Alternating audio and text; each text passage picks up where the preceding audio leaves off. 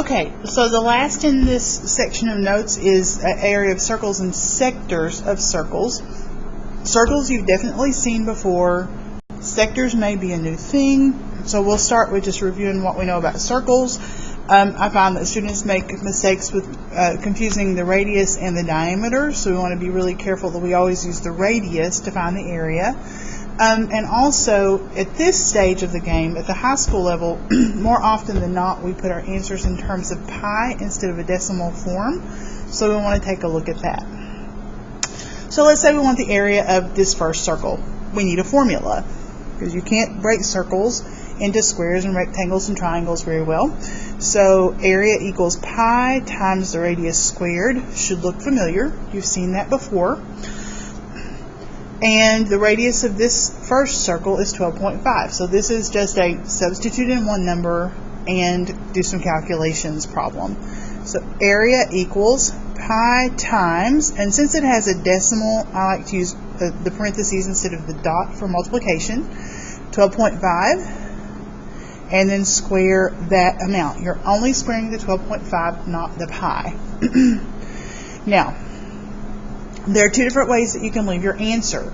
Almost always on a standardized test, a multiple choice test, they will have you write your answers in terms of pi will be the words, which means you're not actually going to multiply by pi. You're going to leave the pi in there as a constant.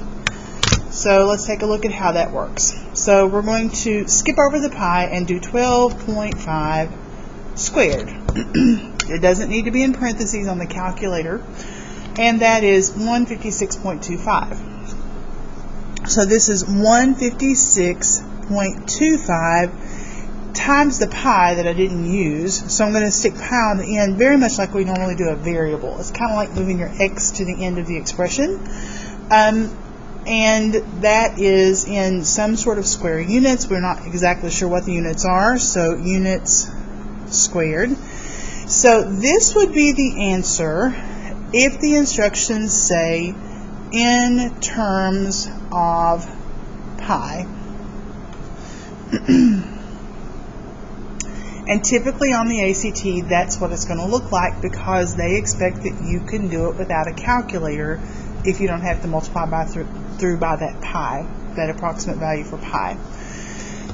If you need a decimal form, you can go one step further and multiply that 12.5 squared by pi.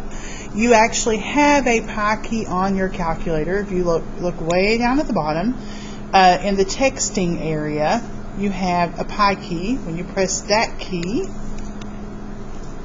you get a little mini menu popping up, and pi is the first option. And if you press enter, it'll paste in the pi. So it's going to multiply the 156.25, which is the previous answer. ANS means the previous answer. Multiply that by pi, and that gives us about 490.87. So the area could also be written as approximately 490.87 square units.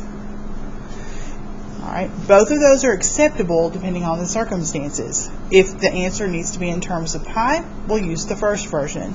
If we want decimal form,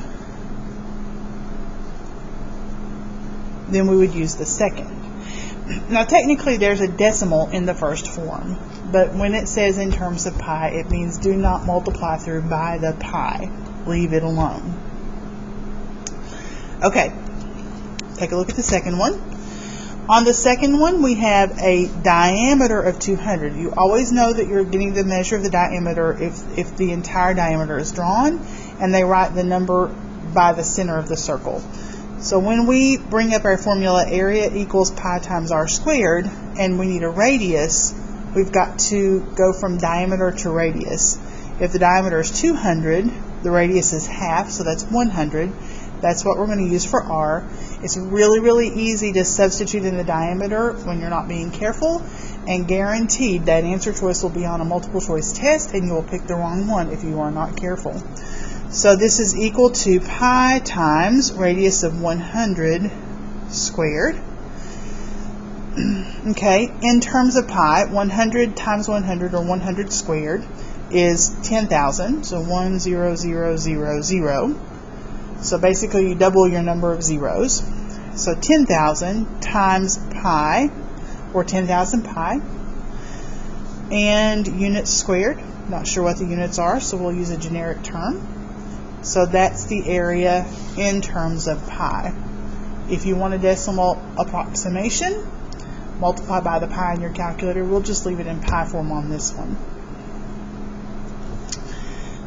Okay. Sort of a standard type of word problem dealing with circles. Russell the goat. We actually did have a goat named Russell a few years ago. Poor Russell got the goat polio, which is actually a real vitamin B12 deficiency disease, and eventually did pass away. It was a real pitiful thing. So we don't have goats anymore because I can't take the pressure. But we had a goat named Russell. He wasn't actually tied to a stake in the yard. He was in a pen. But if we tied him to a stake in the yard with a 25-foot-long rope, the area in which he would have to graze would be circular. So let's say that the stake is tied to the yard right there. Russell's on a 25-foot rope. So here's the goat. And the goat can graze anywhere within that circular area. He can get 25 feet away in any direction from the center. So that entire circle is the area in which he can graze. Hopefully my hostas aren't there because the goat loved hostas. So we have a radius of 25. If we want to know how many square feet of grass Russell has to graze on, that's an area formula. Pi times the radius of 25 squared. And we can square 25 and get 625 pi square feet. And that is the answer in terms of pi. Now, in a lot of real-world applications, it makes more sense to have a decimal form. I think it makes more sense to have a decimal form here. So we could multiply the 625 by pi, or if you want to skip the step of putting it in pi form and just do pi key on the bottom next to your h, paste in a pi, times 25 squared. You type in the original expression for the area, and that's about 1,963.495 rounds, or 49 rounds to 0.5, so about 1,963 and a half square feet of area to graze in.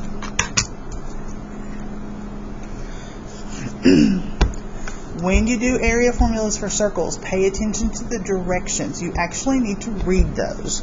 If it says in terms of pi, don't go the extra step to multiply by the pi. If it says decimal form, then write out the formula and just stick the whole thing in the calculator all in one step. Okay, one more piece of information.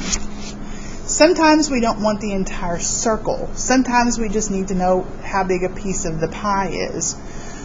So a piece of circular pie, like the type you eat, P-I-E pie, is called a sector. So think of a sector as a section, but it's a specific shaped section. It's a wedge. There's a formula for this. The idea behind the formula really starts with the area of a circle formula.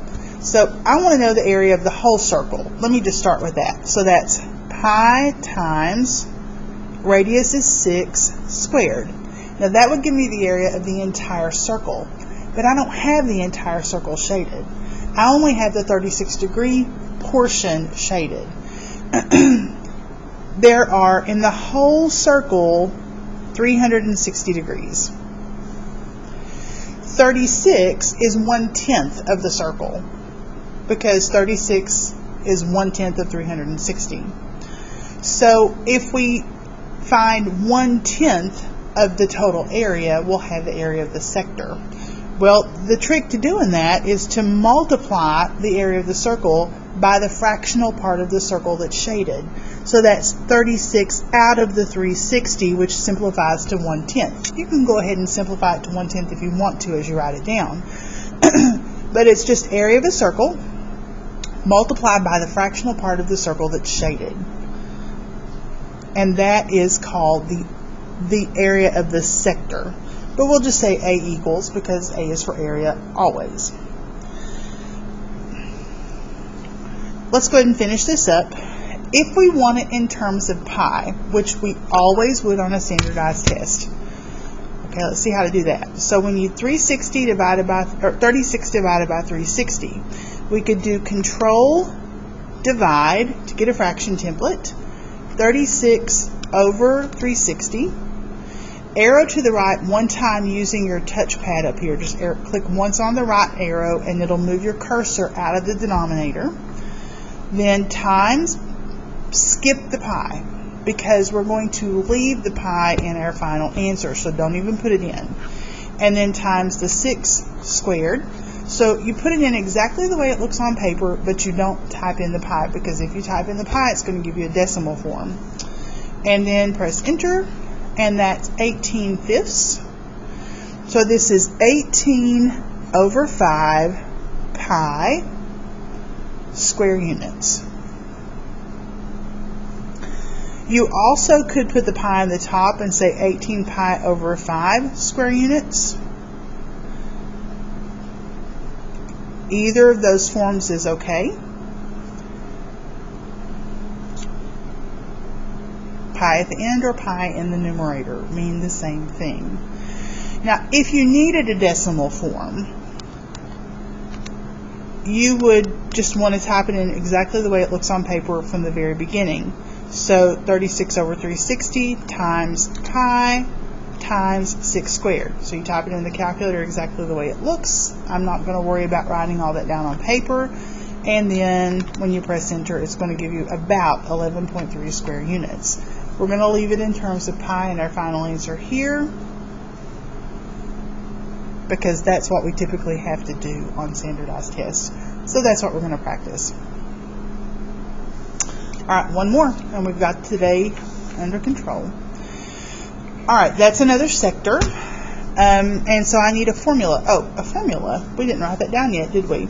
So let's generalize this formula that we used back here. Let's put it up here at the top. Area equals, now I need the angle in the sector in the numerator of the fraction. That's an equal sign.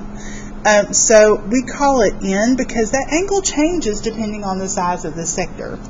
Over 360, and then multiply by pi times radius squared. Pi times radius squared. So this is the generic formula where n is the angle measure of the sector. Now eventually in the last unit we'll learn about things like central angles of circles. Until then we're just going to keep it simple. The angle measure of the sector is enough for now. Okay, using that general formula we're going to take care of this last problem. So area equals n over 360. Oh, I don't know the angle. This shaded sector has an angle at the center, and I don't know how big it is, but I can find it. This straight line is a diameter. A straight angle has a total angle sum of 180. So that means the missing angle plus 72 should equal 180. So what is 180 minus 72? Use your calculator if you need to, and that's 108 degrees. So 108 is the measure of that angle of the sector that we need. So we're going to put 108 in the top. So 108 degrees out of the possible 360 is the fractional part of the circle that's shaded in. Multiply that by pi times r squared. So pi times, we don't know the radius yet, but we know the diameter is 10. That means the radius has to be 5. So times 5 squared goes in the formula. And we're going to crunch this out with the calculator in terms of pi. So without the pi typed in. Let's scroll up just a little bit. Okay. So control divide to get a fraction. 108 over 360. arrow to the right one time, then times, skip the pi, and do 5 squared. And that is 15 halves. So this is equal to 15 halves pi square units, or you could say 15 pi over 2. So either of those, doesn't matter which one. They are equivalent. Alright, you have a section 6-5 set of practice problems in your homework packet. Get busy.